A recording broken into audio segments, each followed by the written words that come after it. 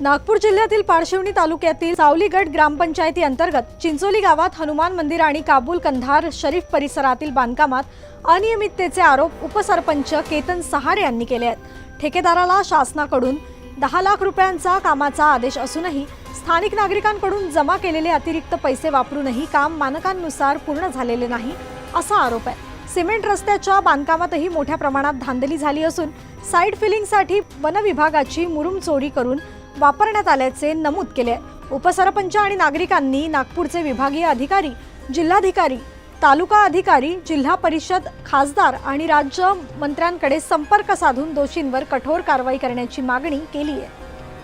फिलहाल उप सरपंच के पद पे हूँ।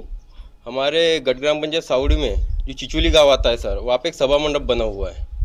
सभा मंडप के लिए 10 लाख की निधि थी।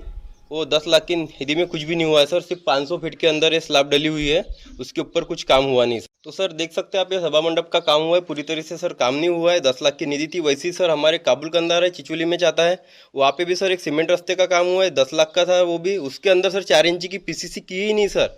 इसलिए हमने स्थानिक लोगों ने हर जगह सर पत्र दिए हुए, सीओ के तरफ दिए, अपर आयुक्त की तरफ दिए, स्थानिक हमारे लेवल के जो जायसवाल साहब है उनको दिए, बावनकुड़े साहब को दिए। सब जगह पत्र देने के बाद भी अभी तक सर इन पे कुछ कार्रवाई हुई नहीं। तो हमारी मांग ये भ्रष्टाचार के अंदर इनने जितना बड़ा भ्रष्टाचार किया है, इसके अंदर बीडीओ साहब है, इंजीनियर साहब है, सचिव है, सरपंच है, इन पे कड़ी से कड़ी कार्रवाई होना चाहिए।